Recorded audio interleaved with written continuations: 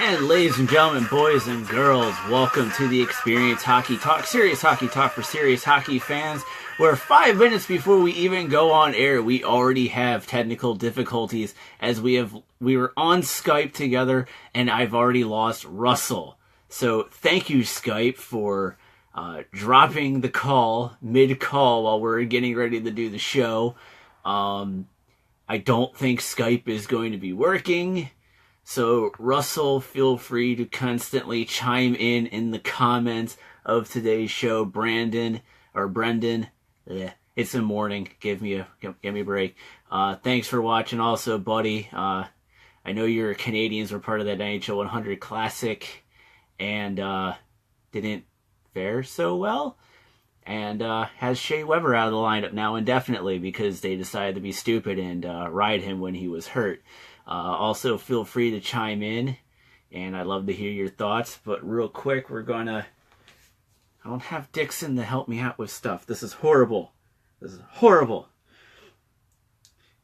Yes, I know you're mad, Brendan. It's okay. And all of my groups are gone. So I can't share in any groups. What's up with that?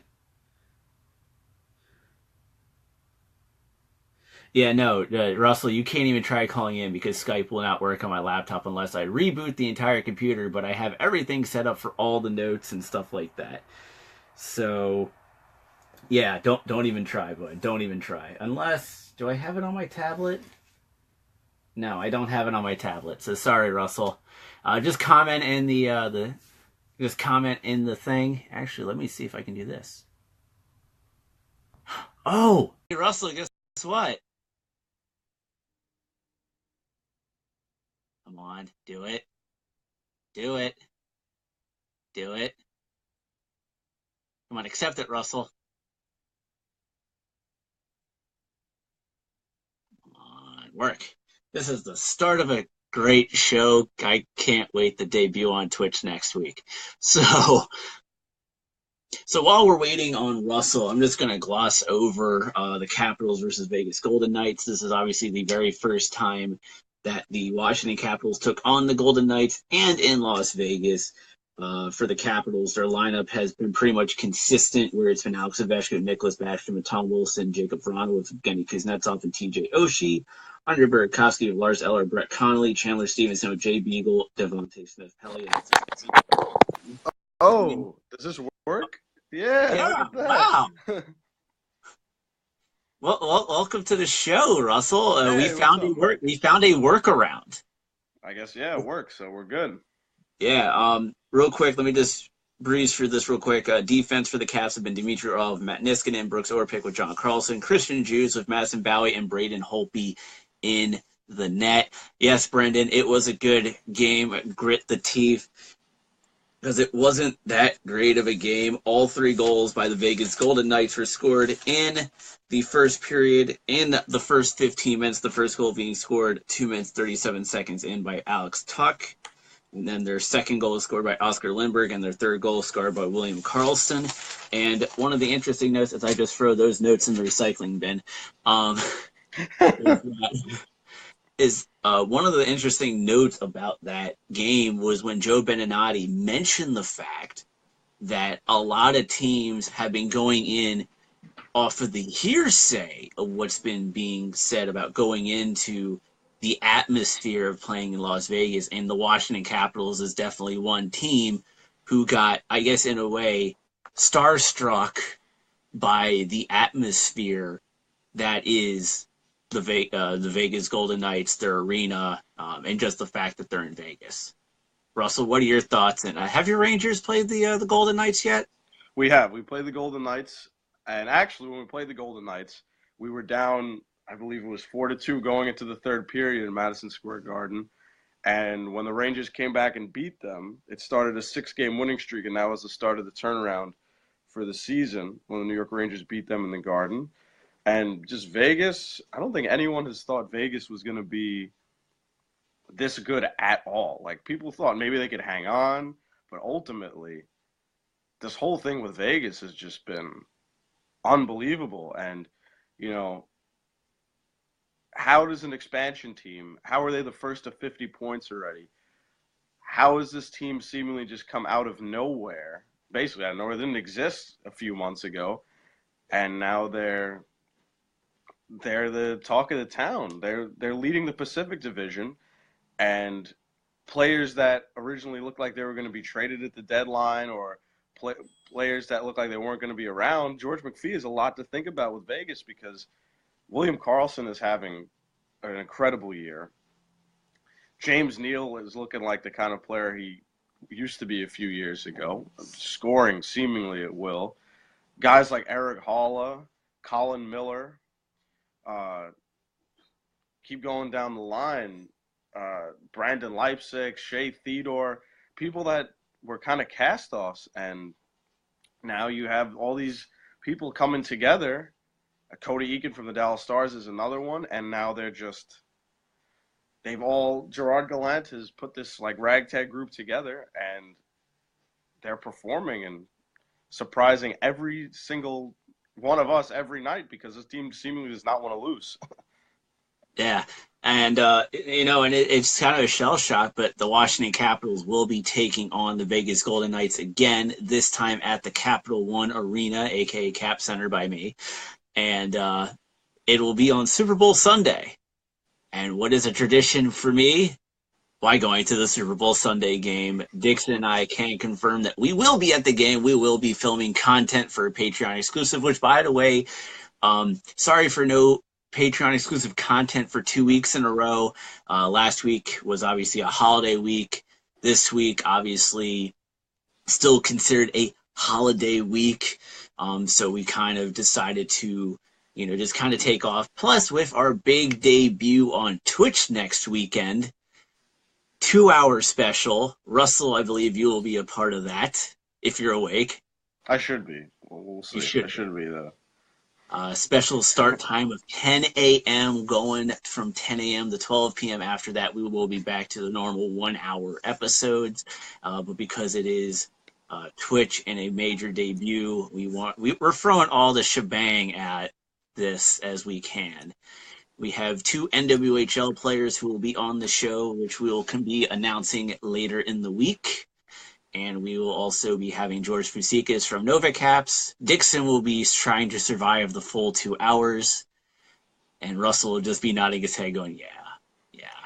Look, I'm happy Dixon will be there. I haven't talked to Dixon in a while. And I know Dixon loves the banter, so.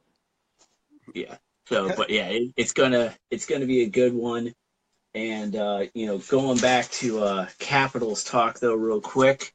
Of course, patreon.com/TXT_hockey and twitch.tv/TXT_hockey. Links, they work.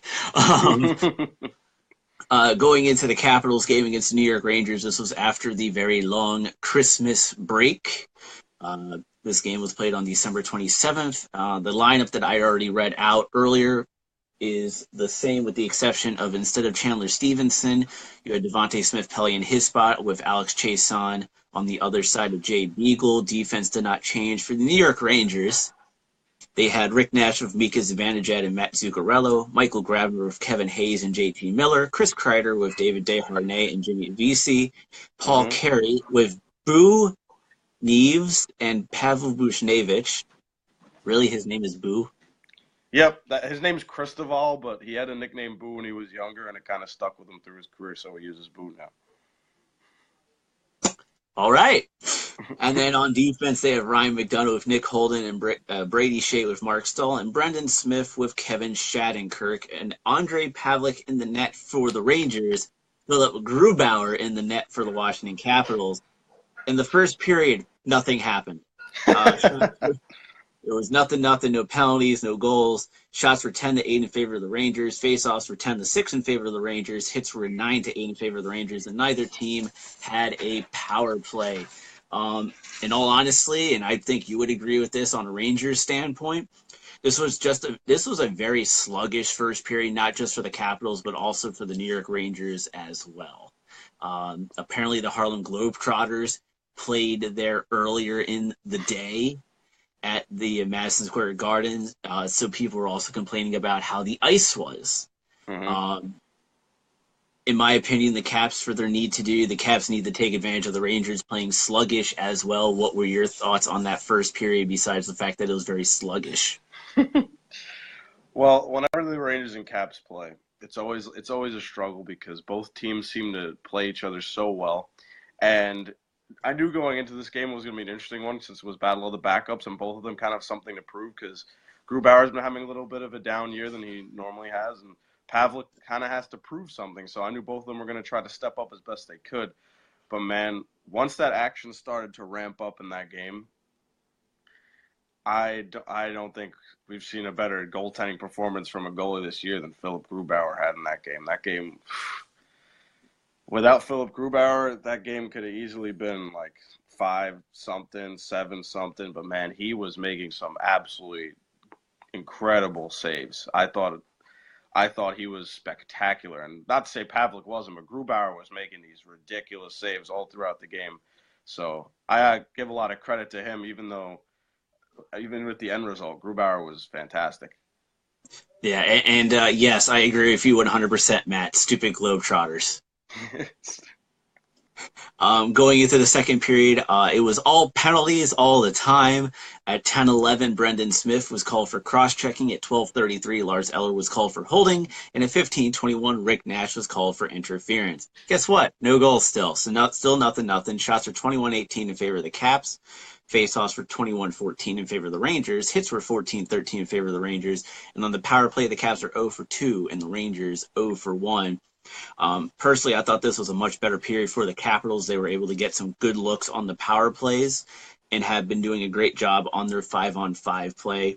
In my opinion, what the Caps need to do is the Capitals need to keep pushing hard and continue to force the Rangers to take penalties. Also, the Capitals need to do a better job in the face-off circle. What was your thoughts from the Rangers side of things? Now, I've never seen someone so snake bitten recently as Rick Nash because that guy has literally been doing everything possible to score. And man, in that game, he had some glorious chances. Cue the Bobby Roode theme music, by the way. And he's been fighting really hard, and it's a shame that like one of these can't go in for him because Rick Nash might not be the 40 goal scorer he used to be, but his two-way game and his play all over the ice, his 200-foot game is incredible. And the guy, he looked like a man possessed in that game. As someone else said when we have our Tilted Ice chat we were talking about, he looked like he was just on a mission. And if he could have potted one, I thought that would have been great for him. But just the fact that he's doing that kind of stuff now and he's really playing really well, the goals will come for him. But yeah, definitely my player of the game besides the two goaltenders. Rick Nash, even though he didn't score, looked like a man possessed, so it was pretty And good. you said he was what again? Rick Nash, glorious. Okay, enough of that. Anyways, not trying to get shut down or anything. But anyways, so, but then going into the third period, the only thing that happened at 2:24 was Matt Niskanen for delay of game, closing the hand on the puck. Still nothing, nothing. Shots were 36-27 for the Rangers going into overtime. The Rangers outshot the Capitals 18-6 in the third period alone. Faceoffs were 29-18 in favor of the Rangers. Hits were 22-19 in favor of the Caps, and both teams were 0 for 2 on the power play. Going into overtime, Alex Ovechkin would be called for tripping at 4:35, but the Rangers would not be able to convert in the final 25 seconds of the overtime on that. So it'd still be tied 0-0. Shots were 38-30 in favor of the Rangers. Faceoffs were 32-19 in favor of the Rangers. Hits were 22-20 in favor of the Caps, and the Caps are 0 for 2 on the power play, and the Rangers were 0 for 3. Going into the shootout, Matt Zuccarello went first and scored. TJ Oshie missed the net. Then Mika Zibanejad scored, and Alex Ovechkin was denied by Andre Pavlik, which then led to no third round of the shootout. The Rangers win via the shootout 1-0. As I throw the notes in the recycling bin now. What were your thoughts on this game overall from start to finish for the Caps and the Rangers? Obviously, very sluggish start for both teams. Yeah. But as you were mentioning, both goalies just stealing the show. Yeah, I mean, I haven't seen a goaltending battle like that in quite some time. And you would expect if you just looked at the score sheet or you looked at the time sheet that the two goaltenders would be Holtby and Lundqvist, based on the saves and based on what the score was. But these two backups that came to play, like I said before, Grubauer was absolutely spectacular the entire game, and I'm still iffy on the shootout if I really like it or not, because It depending on needs the to go.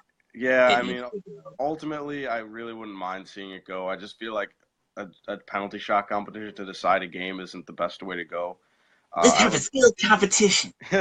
I would ultimately much rather see maybe overtime get extended, like they were talking about at the Board of Governors meeting. Have it maybe go to 10 minutes of 3-on-3, because then I don't think any games will end up going to a shootout, because I just think people the by like the eighth or ninth minute it'll probably be over. And guys like if you have guys like Nathan McKinnon, Patrick Kane, people like that, you give them 10 minutes and 3-on-3, the games will end. Yep. Um, but yeah, I thought the game was overall. There's just the goaltenders they stole the whole show. Like both teams had ridiculous chances, but Pavlik and Grubauer just decided they were going to stop everything. So I mean, it was good, but it was very nerve wracking because 1-0 shootout win. That's the closest you can get in the league now. Yeah. And then because we aren't going to be running commercial breaks, I get to read every plug. So before we hop to the Boston Bruins versus the Washington Capitals, looking for sci-fi fun, then come to the Hunt Valley Inn in Hunt Valley, Maryland for Farpoint from February 9th to 11th, 2018. Come see special guests Matt Fleur, Timothy Zahn, Nana Visitor, and many more. For more information and to purchase tickets, visit farpointcon.com today. Interesting fact about Matt Fleur, Russell. Mm-hmm. Name 2 characters in movies or TV shows that he's played. And their childhood. Think Really? childhood. Think Yeah. childhood? Yeah. Can I I'll get a give you 2. ballpark? Batman the Animated Series. Honey, I Shrunk Oh, the Kid. oh, two really different things, but two things I definitely watched when I was younger. I still Okay. watch Batman the Animated He Series. was big Russ Thompson Mm-hmm. in Honey, I Shrunk the Kid, so he was like the rival father, the Rick Moranis' character. Mm-hmm. He was Sid the Squid in Batman the Animated Series. Sid the Squid. Yeah. So there you go. So if you want to meet him, come to Farpoint from February 9th to 11th, 2018. For more information and the purchase tickets, visit farpointcon.com. Boom. Cool. Just like that, bro. Going into the next night for the Washington Capitals, they took on the Boston Bruins at home. I'm just gonna run through this one real quick. In the first period, David Backes would score his 6th of the season, the minute 23 into the first period, followed by a goal at 2:12 by Noah Akari, his 3rd of the season.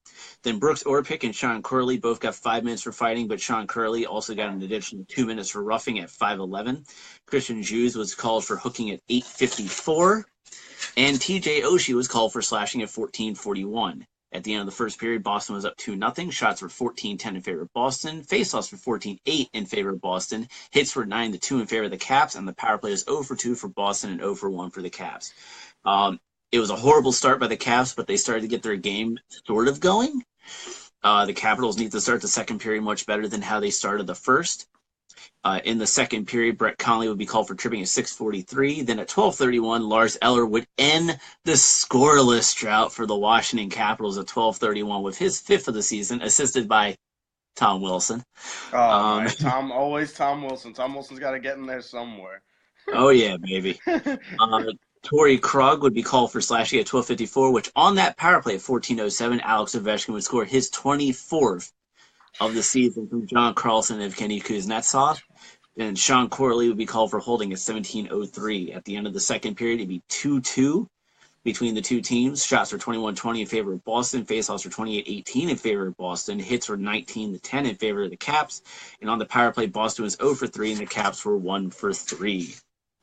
In the third period, I didn't take notes because I actually had the drive and I was listening. Mm-hmm.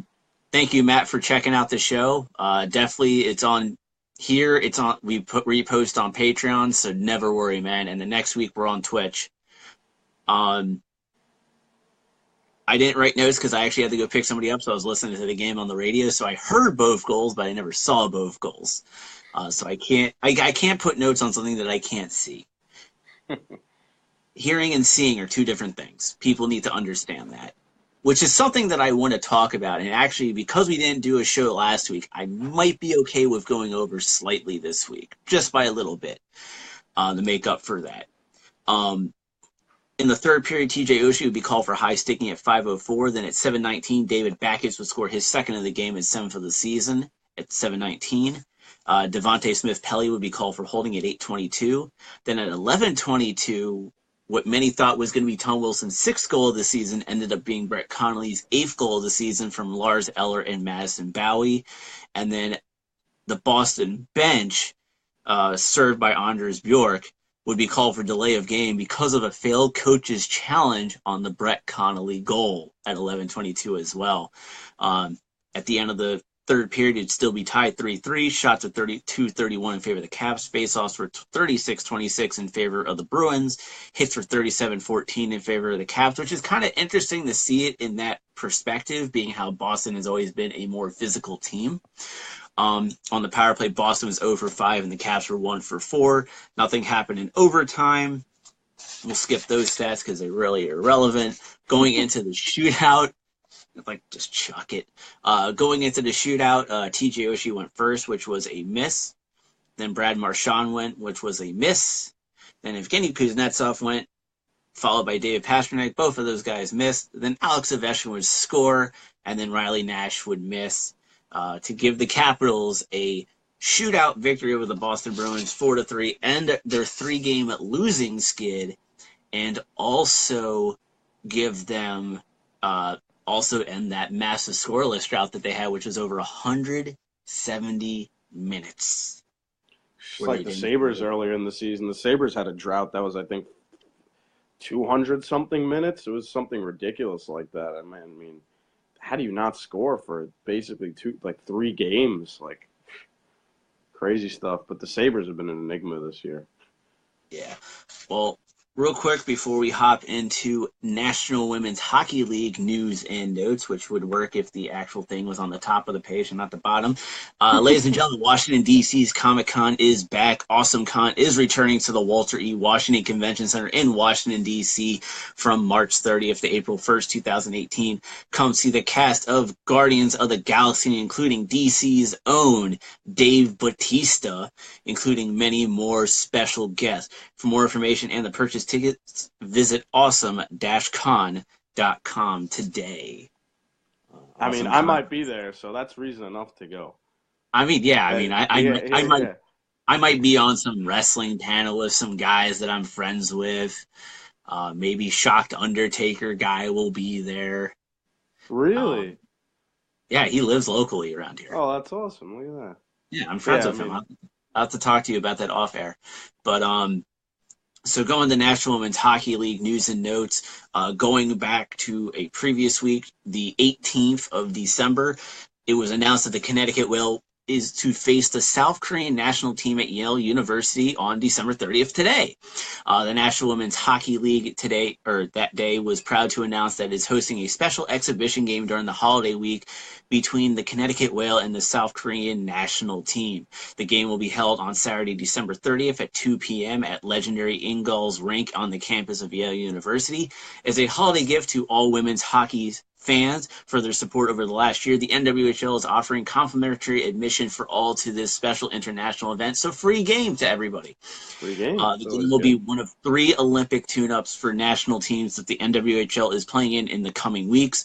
On Thursday, December 14th, it was announced that a squad of top players from the NWHL will face the U.S. women's national team in games on January 13th and 15th, 2018 at the U.S. Training Complex in Wesley Chapel, Florida. Whoa, that really jumped on me.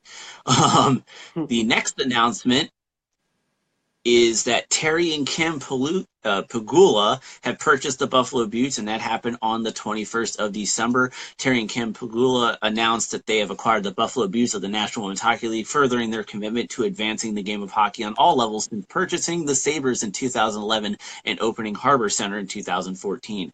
The Pegulas have spearheaded the expansion of the Buffalo Junior Sabres youth hockey program, created the premier Harbor Center Cup youth hockey tournament series, and provided opportunities to multiple high school and collegiate programs, which has included hosting College Hockey America's women's tournament.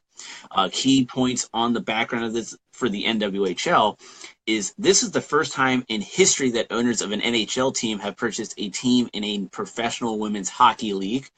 PSE will be taking over the operations of the Beauts. For the NWHL, as you can imagine, this is a massive and fulfills, or this is massive and fulfills one of the missions when the league started just over 2 years ago. And for the next step from the National Women's Hockey League is hopefully expansion to other markets with a goal to increase from 4 to 6 teams in the next year or two. And I actually have it on record from a press call that we got to do, or that I got to participate in, is that Washington, D.C. is on the short list for a National Women's Hockey League team. I do have the audio recorded. I just need to get it all moved over and everything else like that. Then on December 27th this week, the Team NWHL forwards were announced. The 12 forwards for Team NWHL, the squad representing the National Women's Hockey League in games against the U.S. Olympic team next month, were officially announced by the league. They are from the Boston Pride, Jillian Dempsey, Emily Field, Jordan Smelker, and Dana Trevino. From the Buffalo Beauts, Corinne Bowie, Jess Jones, Haley Scamora. From the Connecticut Whale, Kelly Babstock. From the Metropolitan Riveters, Maya Dench, Alexa Grushko, and Erica Lawler, along with Rebecca Russo. For more details on this, Team NWHL will face the U.S. Olympic team in games on January 13th and 15th at the U.S. team's training complex at the Florida Hospital Center, ICE in Wesley Chapel, Florida. These exhibition games will be the final tune-ups for Team USA in preparation for the 2018 Olympic Winter Games in Pyeongchang, South Korea. Start times for the games are 6:15 p.m. on Saturday and January 13th at 2:15 p.m. on Monday, January 15th.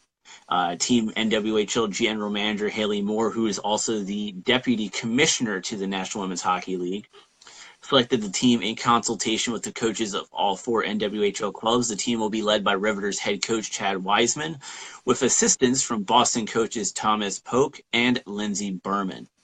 Then on the 28th, the NWHL announced their goaltenders and defense. Goaltenders are going to be Katie Fitzgerald from the Riveters and Brittany Ott from Boston. And the defenders are from the Buffalo Beauts, Sarah Edney. From the Boston Pride, Lexi Bender and Alyssa Gagliardi. And from the Riveters, Courtney Burke, Kira Dosdall, Kelsey Colzer, Michelle Picard, and Jenny Ryan. So there's only one Connecticut Whale playing in this entire thing for Team NWHL. You know, I think their standings right now. I think the Riveters is still undefeated, if I'm correct there. Yes, you are. We talked to on Tilted Ice. We talked to Rebecca Russo in the offseason. She was great. We were discussing all things about the league with her, and awesome that she's on the team. And we're going to have 2 NWHLers on the show next week when we do our Twitch debut. That's great. Yeah, I'm happy for all of them. The fact that they get to play the Olympic team and that there's been a lot more focus on women's hockey recently just improves our game overall.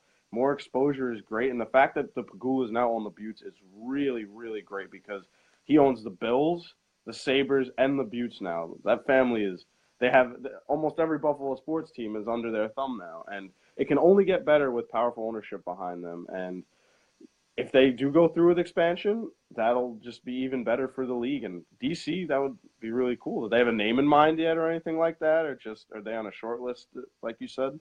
What are you talking about? Like for the NWHL's DC team, do they have a name in mind or anything like that? There's nothing confirmed. I'm just saying that DC is on a short list. Cool. You know, Pittsburgh's on the short list. DC is on the short list. Philadelphia is potentially on the short list. Those are like the ones that are on the the big ones. But it's not 100% confirmed. There's still a lot of things that they got to work out. But going back to standings real quick because you brought it up, as of right now, the Metropolitan Riveters are 7-0. perfect. Buffalo Buttes are 3-4-0. Boston Pride is 2-4-1, and the Connecticut Whale are 2-5-0. And to be honest, all Connecticut has to do is just win one game, and Buffalo has to lose one, and Connecticut's right back in it in the standings. Yeah. Because 2-4 is like wide open amongst them. And then lastly, yesterday, Team NWHL captain and uniforms were unveiled. Metropolitan Rivers defender Michelle Picard has been named captain of Team NWHL for its games against the U.S. Olympic team on January 13th and 15th in Florida. The Massachusetts-born Picard was a member of the U.S. Olympic team in 2014 and won gold at the World Championships as a national team player in 2013, 15, and 16. She was also captain at Harvard in her junior and senior seasons. The Team NWHL uniform for the series was also unveiled. It was created by M-Style Marketing, the global strategy, marketing, and branding agency that designed the popular new logo and uniform for the Boston Pride, which I'm not going to lie, I'm not a big fan of. I like the new jersey though. The Team NWHL jersey, I think is pretty cool. The blue and silver. I'm looking at it right now. I'm not. Yeah. I mean, people have to come to the actual, like, when you're not watching this. Yeah. Take a look, because we did post it in the Txht Facebook page. I'm not a fan of the schematic of it. I mean, I get what they're trying to do. I like the font and stuff like that. And go figure that the captain, his name is Picard. For all the Star Trek Next Generation fans out there. I don't like the C with the way the front is set up. I don't like how that is. And I'm saying this as somebody who constantly buys jerseys and designs them. I mean, I helped. You can see me, right, Russell? Yeah, I can see you. So remember how you're saying how you love the new Street Sharks jerseys when we did the unveiling video? Yeah, they're cool. Yeah, this is the original. Wow. How long ago is that from? 2010. The new ones are definitely cooler. Well, you also got to remember 2010 to 2017, almost 18. You know, we kind of upgraded. Yeah. We've been able to upgrade, but those are your. I'm just not a fan of the schematic of the jersey. Mm-hmm. I don't like how the C is on here with the way the stripes are and stuff like that. I don't like how that looks. The only thing I would change is the stripes up here on like the upper. Yeah, where the C is. Yeah. Otherwise, I really like the rest of it. I think the blue and silver works really well. I like that. Yeah, I like the blue and silver too. I'm just not feeling it. You know what I mean? Maybe when we see them in action and see them actually being worn, we'll actually get a better vibe of what they're actually like. Yeah. And that's normally how it is a lot of times too. So. And you know, I just was showing off my old Street Sharks jersey, because obviously I switched over to the new ones that will be debuting tomorrow. Which tomorrow here on the TXAT Facebook page, the Street Sharks versus First Ladies Rec team game will be shown live via Facebook Live here on the TXHT page. And we're getting play-by-play this time. We're moving up in the world. You know, after doing the Russian Machine Never Breaks tournament on here with no commentary, although we, you know, for the championship game, you can hear some commentary in the background from another feed. When we did our some of our other games, we didn't have commentary. This is the first, and that is because we are getting the official voice of the DCHL, Jason Txht, to be doing play-by-play for tomorrow's game between the Street Sharks and the First Ladies, which, by the way, is an all-women's team. Jason, as I mentioned, the official voice of the DCHL, who also works for 106.7 The Fan in Washington, D.C., will be calling the action on the TXHT page tomorrow when the Street Sharks take on First Ladies Rec on New Year's Eve at 2:45 p.m. So, yes, you can comment and make jokes about the game while watching it live here on Facebook if you want to, Russell. I know that makes your life so fulfilled and stuff like that. Txht, who is a Chicago native and a Navy veteran of over 8 years as an intelligence specialist, has been calling games for the DCHL for the last few years and is working his way to becoming a professional play-by-play commentator. And I just have to say, Jason, I'm glad to have you on, and I hope that you take this opportunity to really Make it your own. Please don't show bias to the Street Sharks, even though that's the team that is always going to be shown on the TNT.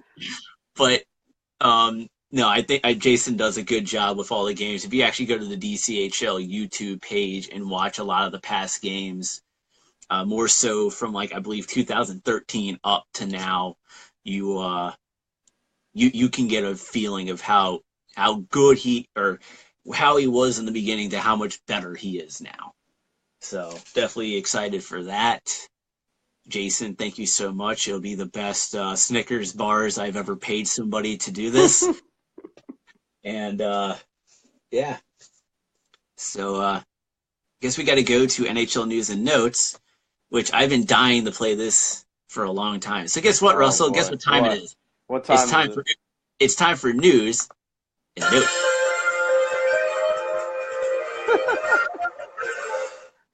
For anyone who does not know, that is actually the NHL news and notes sound bite that we used before we went to WBGR. And now that we're gone, we're gonna bring that son of a bitch back. So hopping right into it, NHL news and notes. 3 stars of the week ending in December 24th. You had your first star, which was Tuukka Rask of the Boston Bruins. Second star was Matthew Barzal, center of the New York Islanders. And third star, James Reimer, goalie for the Florida Panthers. For Rask, he started 3 of Boston's 4 contests, going 3-0-0 with a 1.30 goals against average and a .94 save percentage to guide the Bruins to a perfect week. Barzal posted 6 points, including a league-high 4 goals in 3 games to power the Islanders to 3 out of a possible 6 standing points. That kid is something else. Yeah, dude, watch like Don Cherry on Coach's Corner is just like highlighting this kid. And then Reimer stopped 106 of 110 shots, compiling a 3-0 record, a 1.33 goals against average, and a .964 save percentage, and 1 shutout to propel the Panthers to a perfect week. Eventually soon, I'm going to have to get water. Then we have some injury news, which I have to open that up. So while I'm waiting for that to open up, because some things I had to email to myself. Here we go. Cam Atkinson is out 4 to 6 weeks for the Blue Jackets with a broken foot. The forward was struck by a slap shot against the Flyers and was placed on injury reserve. Pretty much he was struck by a slap shot from his own teammate, Seth Jones, in the first period. In a 2-1 victory against the Philadelphia Flyers. He remained in the game and played 22 minutes and 26 seconds, his 4th highest ice time total of the season. The fact that he fractured his foot in the first period, but still played the rest of the game, that tells you how tough hockey players really are. Yeah. How did he even skate with a foot? I can't even imagine. Well, the same could be said about Shea Weber. Yeah. Because Shea Weber's foot has been messed up for who knows how long. Yeah, and I remember when the Bruins did their cup run a few years ago. I think it was the 13 cup run, the year that they didn't win. When Patrice Bergeron was playing with like a punctured lung, like I was like, how do you do that? And like, it was hockey players are ridiculous. Like they'll break their nose and immediately just want to come right back out. Yeah. Also, unfortunately, on December 26th, Hockey Hall of Fame goaltender and Toronto Maple Leafs legend Johnny Bower passed away. The league is mourning. The Toronto Maple Leafs now have a decal on their helmet and a patch on their jerseys in honor of Bauer. Gary Bettman released the following statement regarding the passing of Hockey Hall of Fame goaltender Johnny Bower. There's so much to appreciate in Johnny Bower's accomplishments on the ice, including the 4 Stanley Cups and membership in the Hockey Hall of Fame. And yet there is so much more to the man who served his sport, his country, and his community with such distinction. Johnny Bower enriched us all by sharing the pure joy he felt for the game he played and for the men who played it with him and against him. It was a personal privilege to know him, a delight to be in his presence, and an honor to celebrate him as one of the 100 greatest players in NHL history. Johnny Bower was a bright light of our sport, a light that will forever shine. As the NHL family grieves his loss, we send heartfelt condolences and comfort to his wife, Nancy, his family, and his countless friends inside and outside of the game. Obviously, Johnny Bauer is way before our time, but we know who Johnny Bauer is, and Mm-hmm. what he means, especially to Toronto. Um, He's the last man, goaltender he was the last goalie to win a cup there, 1967. yep. And Toronto And hasn't been back since. Well, they've been back, but then, they haven't won. moving on to December 27th, Coyotes. Zach Ronaldo was suspended 6 games for What punching a an unsuspecting surprise. opponent. Which honestly, we're gonna read this thing. Oh wow! Oh, they do give me the video. Arizona Coyotes forward Zach Ronaldo has been suspended 6 games without pay for punching an unsuspecting opponent, Colorado Avalanche defenseman Samuel Girard, during NHL game number 554 in Arizona on Saturday, December 23rd, the National Hockey League's Department of Player Safety announced today. The incident occurred at 8:52 of the second period. Ronaldo was assessed a match penalty under Rule 46.15. Under the terms of the collective bargaining agreement and based on his average annual salary, Ronaldo will forfeit $22,580.64. Why is this What a guy even still in the league? Yeah, what a shock that Zach Ronaldo did something stupid again. Honestly, I don't understand why. I even think the suspension could have been longer since he's such a repeat offender. Just decking Yeah. some guy in the head, I don't understand the things that guy See, does. and here's the thing, I watched the play, and it was a semi-clean hit that he threw on McKinnon. Mm-hmm. And obviously, when somebody hits, like your top guy, you kind of go up to him. Yeah, Gerard was kind of gliding to Ronaldo. He wasn't skating like full force, like he's gonna come to yeah, you and just like slug you yeah. or something. He's a 19-year-old kid who's a rookie, and he was just kind of gliding up to him, and Ronaldo just instantly dropped the gloves and just boom, popped him. That was unnecessary. That Yeah. was uncalled for and wasn't needed. Um, so I think it should have been 12 to 20 games for it, just because he Yeah. is a repeat offender. And it really, and if you gave him 12 to 20 games, it really would have set the message that this stuff isn't necessary.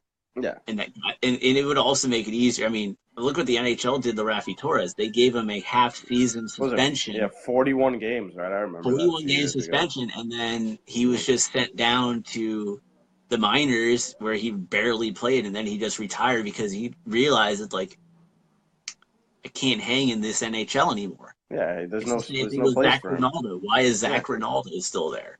Yeah. But moving on to some notes for December 28th's morning report. Golden Knights continue record-setting inaugural season. Malcolm Subban made 27 saves to help the Western Conference leading Golden Knights Western Conference extend leading their Golden point streak Knights. to 10 games, including 5 consecutive wins. Vegas established an NHL record for the longest point streak by a team in its inaugural season, eclipsing the mark of 9 games set by the Panthers in 1993-94. Unbelievable. They're 2 Elias points adds, ahead of the Predators. 2 points ahead of the Elias, Predators. yeah. Elias adds that the Golden Knights established an NHL record for fewest games played to reach 50 points by a team in its inaugural season, 35, 3 points. besting the mark of 40 contests set by the Rangers in 1926-27. Unbelievable. 25-9-2. The Golden Yeah. Knights are right now. Unbelievable. Let's see, is there anything else worthwhile in this? Nope, nothing else worthwhile. Which leads us to the next one, which is another suspension.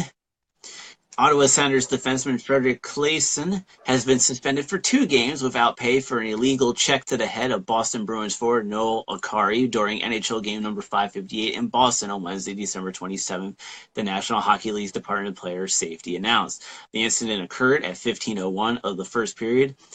Claesson was assessed with a match penalty for illegal check to the head under the terms of the collective bargaining agreement, and based on his average annual salary, Claesson will forfeit $6,989.24.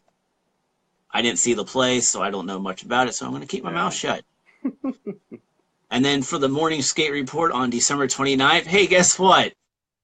It's the Golden Knights in our news and notes again. The Golden Knights earned a record-setting 6th straight win.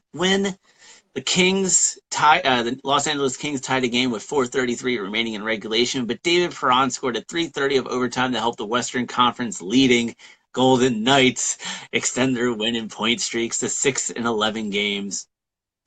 And respectively, Elias Sports Bureau notes that Vegas' 6 consecutive victories is the longest win streak in NHL history by a team in its inaugural season. Elias adds that the Golden Knights' 36 games played established an NHL record for fewest games to reach 25 wins by a team in its inaugural season, besting the mark of 43 contests set by, I'll let you take a guess at this one, the New York Rangers in Rangers. 1926-27 season. Yep, I know. But The Toronto Maple Leafs erupted for 7 goals to defeat the Arizona Coyotes at Gila River Arena and improved the 23-14-1 in 2017-18. Toronto scored at least 7 goals in a game for the 4th time this season, the highest such total in the NHL. Austin Matthews, who grew up in nearby Scottsdale, Arizona, and regularly attended Coyotes games, scored his 35th career road goal, the most of any player in the NHL since making his league debut in 2016-17. Come on, work with me here. There we go. Thomas Vanek and Brock Boeser both matched single-game career highs for points to help the Canucks snap a 4-game losing streak. Also, the Tampa Bay Lightning and the Washington Capitals each earned victories to extend their home win streaks to 8 games and 7 games, respectively. Let's see here. And Calgary Flames forward Jaromir Jagr skated in his 1,731st career regular season game to tie Ron Francis for 3rd place on the NHL's all-time list. Washington's Barry Trotz earned his 736th career win to move into a tie with Lindy Ruff for 5th place on the NHL's all-time lead list among head coaches. And then the morning skate for this morning, December 30th, which recaps all the stuff from yesterday. The Buffalo Sabres heads to the Winter Classic on a winning note. Jack Eichel found the back of the net twice to help the Sabres overcome a 3-1 deficit, and Rasmus Ristolainen scored in overtime to power the Buffalo Sabres to victory in their final game before the 2018 Bridgestone NHL Winter Classic.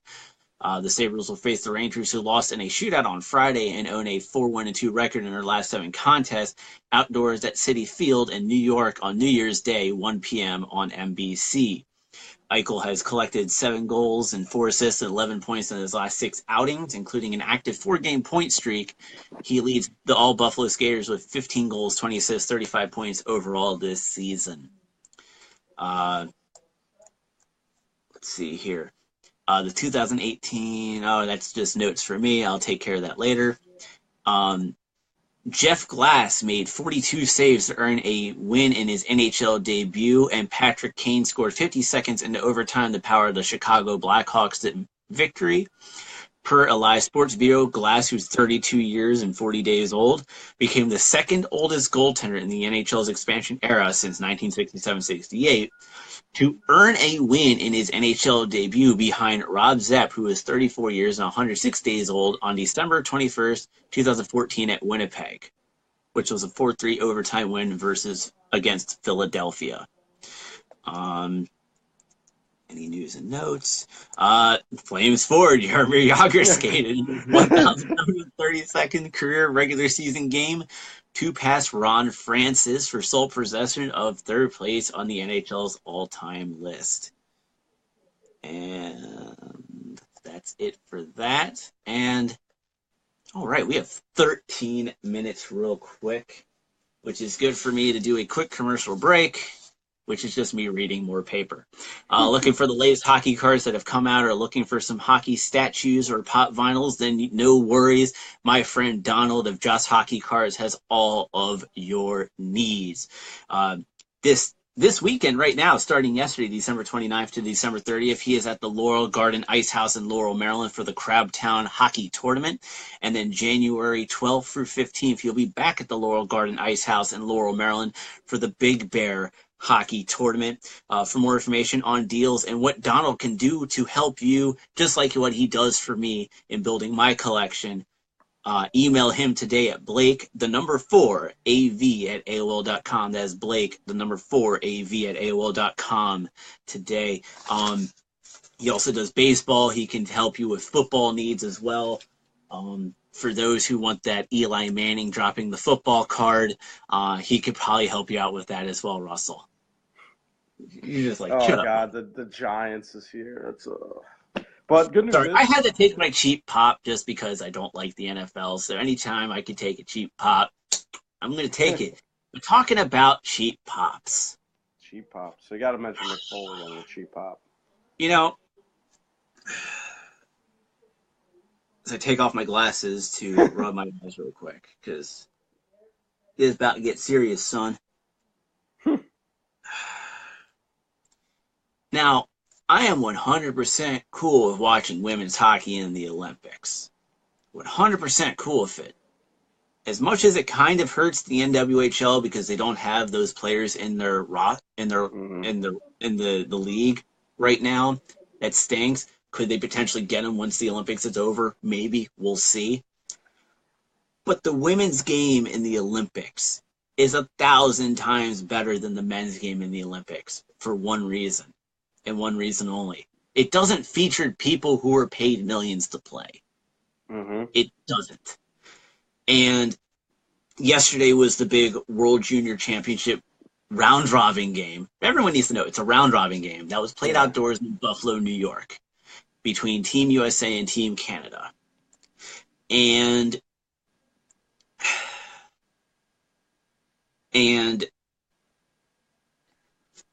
you know, as great of a game as it was, you have people still bitching about the NHL not sending players to the Olympics, which I am 100% okay with. And NHL.com writer Nicholas Kuznica wrote a very good article on why the players should not be allowed to go, period.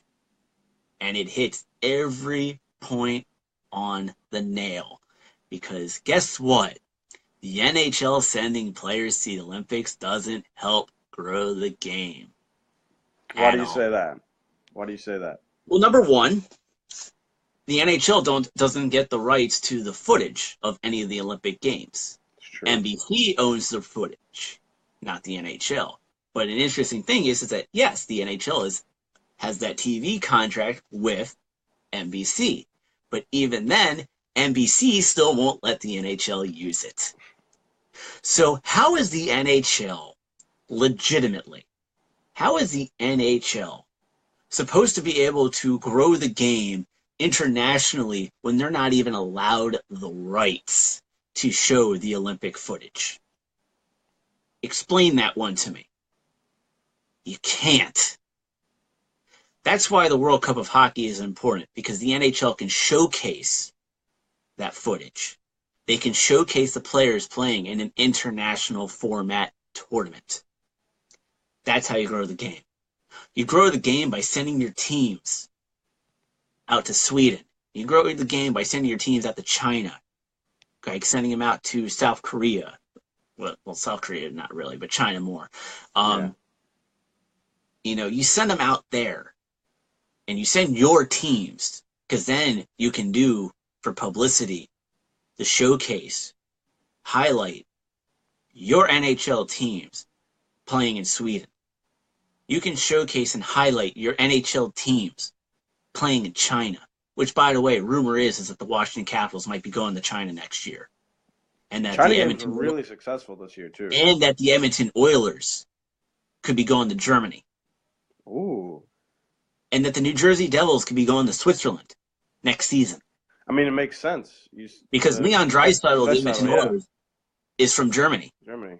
And How do you grow the Blueshirts. game in Germany? You send the Edmonton Oilers to play out there and showcase Leon Draisaitl, who's from Germany. The best German player in the league. Yeah. How do you showcase, or how do you grow the game in Switzerland? You send the New Jersey Devils, you have Nico Heischer, who's from Switzerland, and you have the New Jersey Devils play a team out there in Switzerland, and you showcase that. Mm-hmm. You know, how do you grow the game in China? Well, you can send the Washington Capitals there because they represent the nation's capital. And hey, why don't you send the Ottawa Senators there with them, so you have the capital of Canada versus the capital of the United States against each other in China? That's a game you can showcase and you can highlight and you can re-show that all the time to help grow the game. You can't do it with the Olympics with the NHL. KHL is even considering not sending players to the Olympics. They probably Although they will have, because they want although their they gold also have medal. another reason not to because of the whole Russian ban thing. Right. Um, but the KHL might not even do it because they have the same thing. They can't showcase any of the Olympic footage of their players playing. They can't. So explain that one. You can't. So Peter Hassett of Russian Machine Never Breaks. Yes, this is a call out. Your tweet yesterday at 3:27 p.m.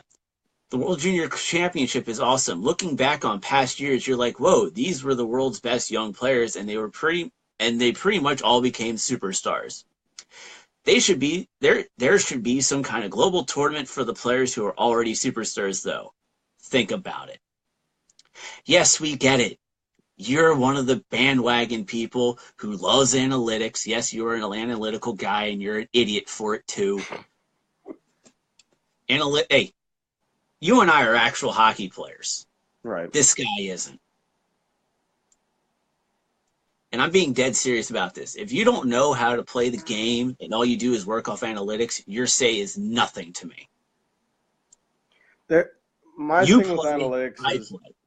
But let me get to this point. Mm-hmm.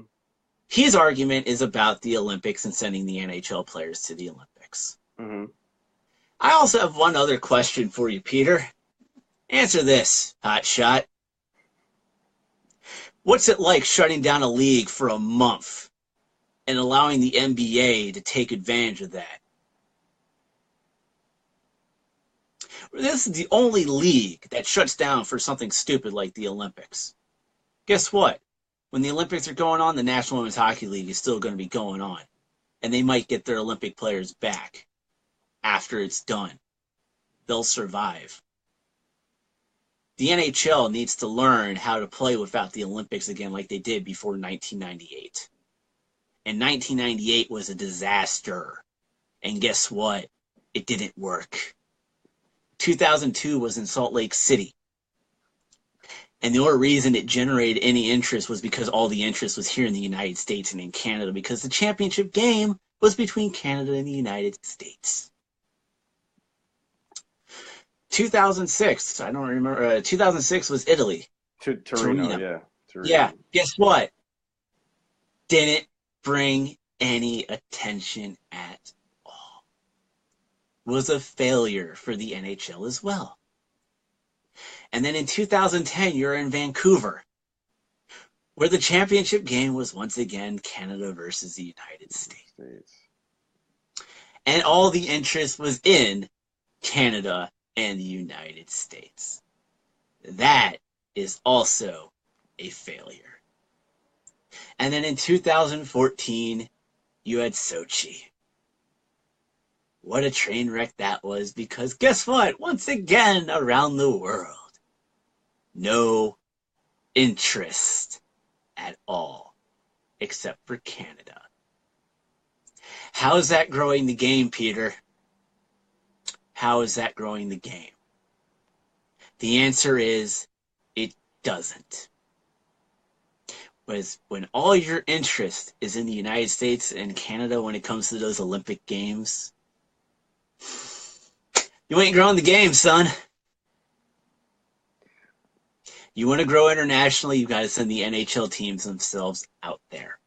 You don't think the other countries? You don't think the other countries watch their teams in the Olympics though, like Sweden? They and do, Russia? but if you have a championship game of Canada versus USA, only Canada and USA are going to be watching. If you have Canada versus Sweden, which is what Sochi was, you're only going to have Canada versus Sweden watching. You know, if you have different teams in there, if you have a team like, hey, look, there's a fluke here. You know, actually, I'm excited for this Olympics because you're not going to have any NHL players. Period. It's going to be wide open, yeah. Yeah, it's going to be more wide open. You know, could you imagine seeing an Olympics where the gold medal game could be, you know, I'm just going to throw things out there, Slovakia versus Germany. Because it's so more wide open, seeing a gold medal game like that would spark more interest, especially. It's not going to be It's not just going to be Yeah, Canada, USA again. Yeah. yeah. So the NHL doesn't have the rights to showcase Olympic Games anyways. It's stupid to shut down the league for a month to do it. Only sports league to do it. The NBA lets their players go to the Olympics during the summer, which makes Summer. more Yeah. sense to me.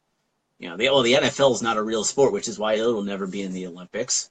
Um, MLS does not shut down their league to send their players to the Olympics or the World Cup of Soccer, which happened during their season. And yeah, and the WNBA doesn't shut down their season when they send women players to the Olympics as well.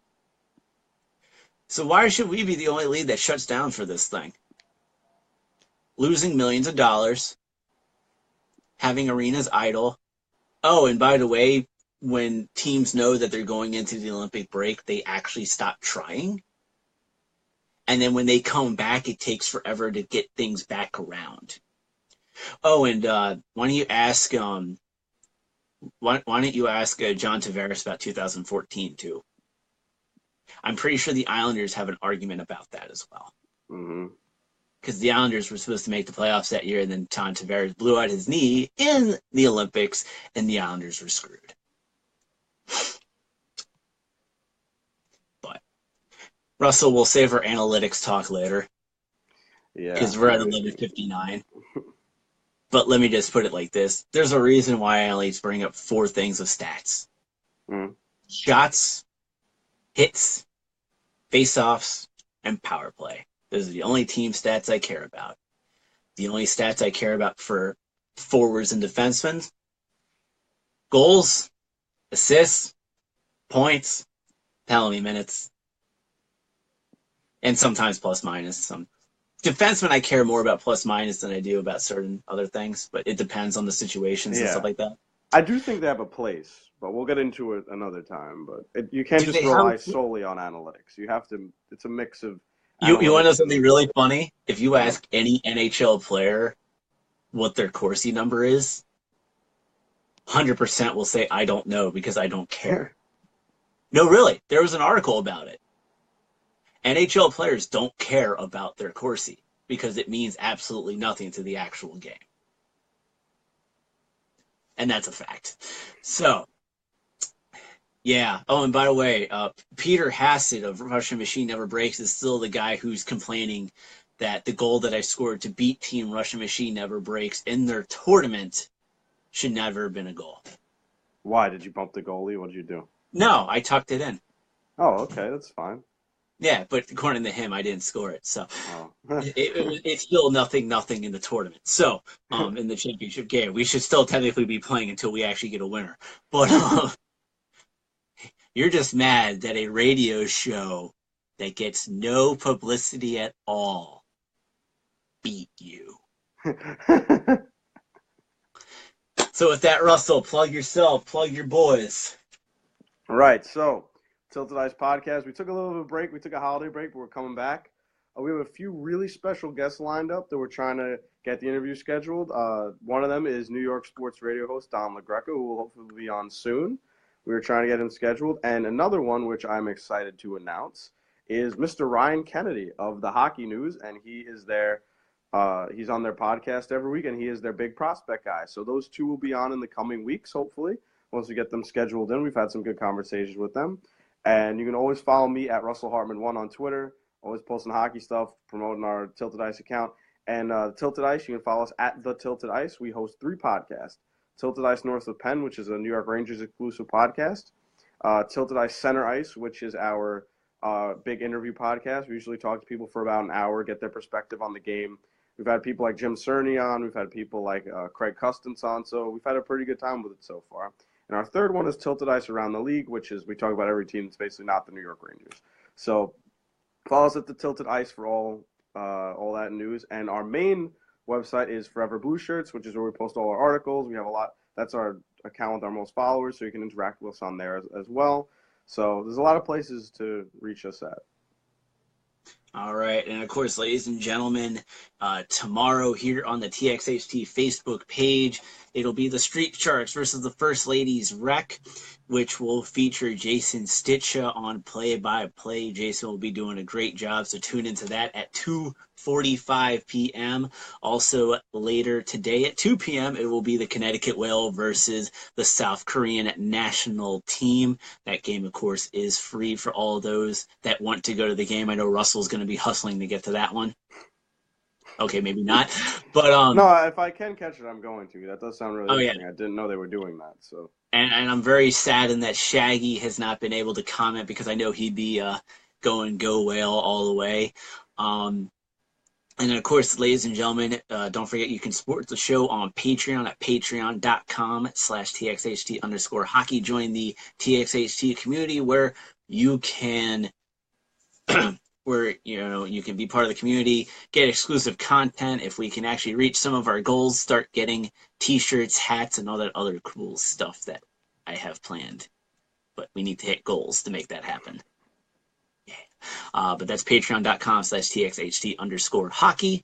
And then, of course, ladies and gentlemen, the big one next week, next Saturday, special start. I need to drink something. My throat is just getting parched. Special start time of 10 a.m. on twitch.tv/TXHT_hockey. We're going to have it broken down into almost like 2 1-hour segments. We're going to be joined by 2 NWHL players, 1 player per hour. Russell, I believe you're going to be on. George Vasikas from Nova Caps will be returning. And then also Dixon is going to be on. He's going to try to help me make sure that I'm able to drink water throughout the show. That is reason enough to tune in because Dixon will be on. Yeah, we'll go with that. But of course, ladies and gentlemen, that's twitch.tv/TXHT_hockey, and we'll be making announcements on all guests coming on the show, doing it. And Russell, and also just so that way people know, while we will be on Twitch, we will still be on Facebook Live for the remainder of the season and the playoffs.